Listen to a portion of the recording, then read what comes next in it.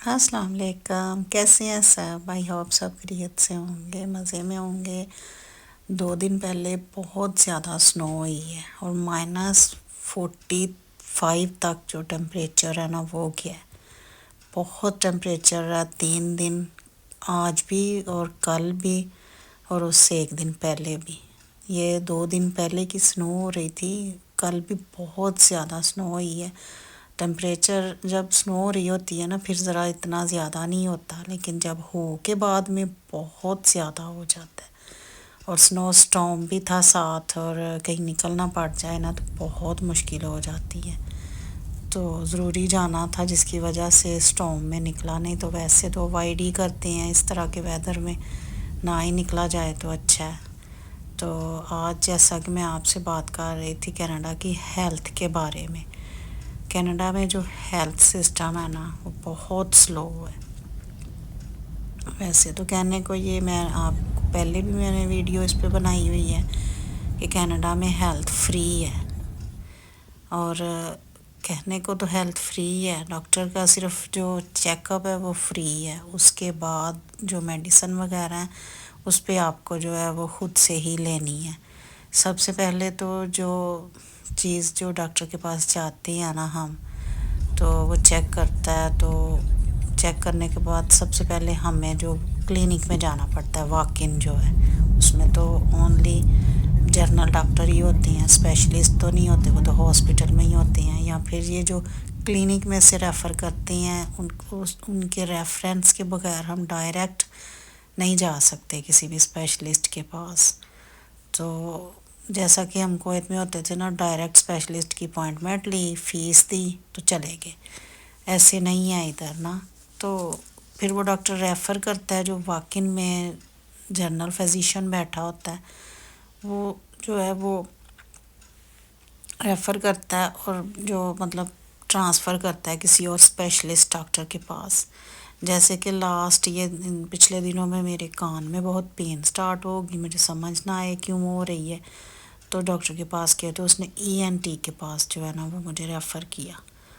تو 3 ماہ ہو گئے ہیں کہ وہ ابھی تک مثلاً اس کی اپوائنٹمنٹ، یہ کال خود ہی آتی ہے، جی آپ کو کال آئے گی ڈاکٹر سے، خود نہیں پتہ کدھر ہم نے جانا ہے کدھر نہیں جانا۔ یہ بھی چیز نہیں ٹھیک نا، ہیلتھ کے بارے میں بہت زیادہ نا مشکل ہوتی ہے۔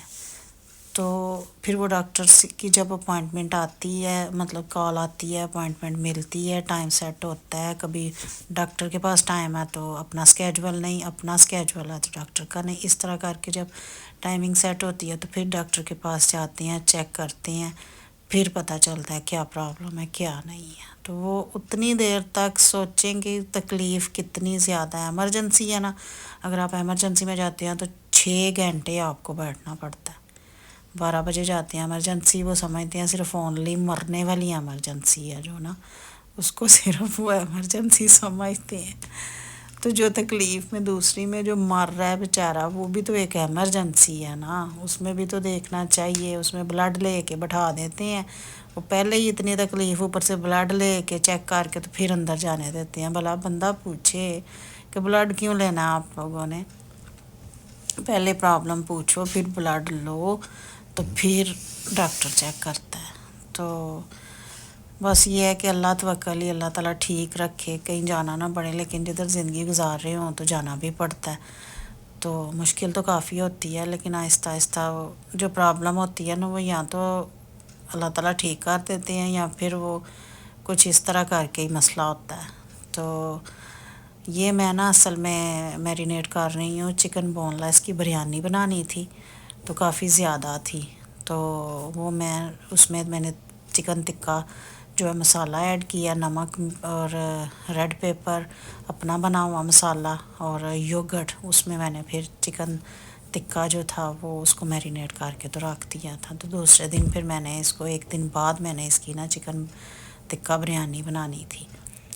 تو ہیلتھ کی جو بات ہو رہی ہے، بس یہ ہے کہ ادھر ڈاکٹر کا جو ایگزامن ہے نا وہ فری ہے، اور بچوں کے لیے بھی سیم اسی طرح ہی ہے، اور اسی طرح ہی 4 4 مہینے جو ہے نا وہ اپوائنٹمنٹ کے لگ جاتے ہیں۔ تو یہی وہ سارے ہنستے ہیں کہ اتنی دیر تک یہاں تو پھر آرام آ جاتا ہے تکلیف کا، تو یہاں پھر اور مشکل ہو جاتی ہے، اللہ نہ کرے۔ لیکن یہ ہے کہ اگر آپ پرائیویٹ جاتے ہیں تو پھر آپ کو فیس دینی پڑتی ہے، پھر ڈاکٹر کی سیپریٹ فیس علیحدہ، دوائیوں کا خرچہ علیحدہ، وہ بہت کاسٹلی ہے۔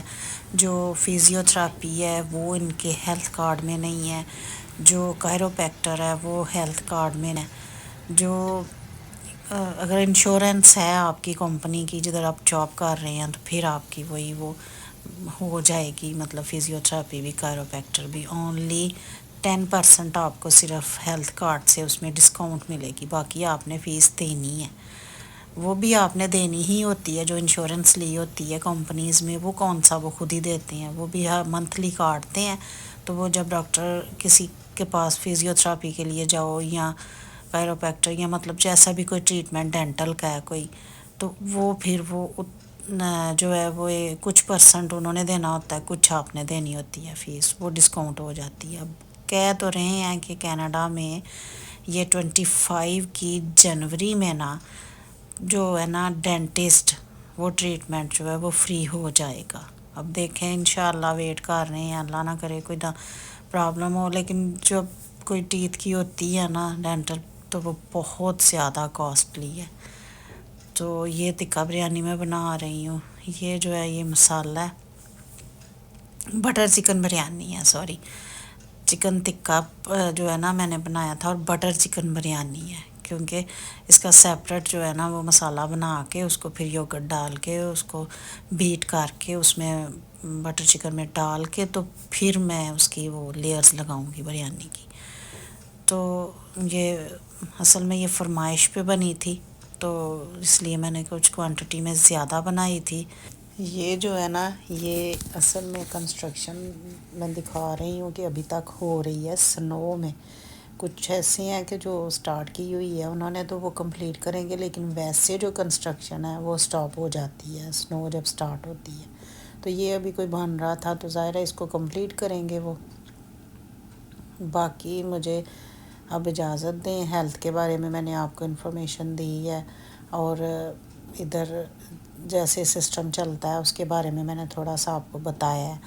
تو مجھے اب اجازت دیں، نیکسٹ ویڈیو تک ویڈیو کو لائک کریں، چینل کو سبسکرائب کریں۔ تھینک یو فار سپورٹنگ می۔ اللہ حافظ۔